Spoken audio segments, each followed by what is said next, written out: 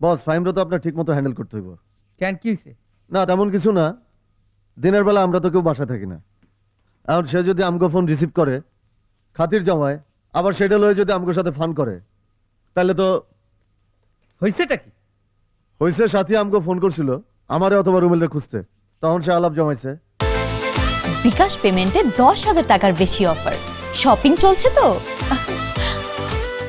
আচ্ছা ঠিক আছে, তুই আলাপ জমাইছিস, খাতির করছিস, আবার রুমেলের সামনে এইটা আবার সে এইটা নিয়ে ফান করে। ইন্টারেস্টিং আছে তো আপনার বন্ধুটা।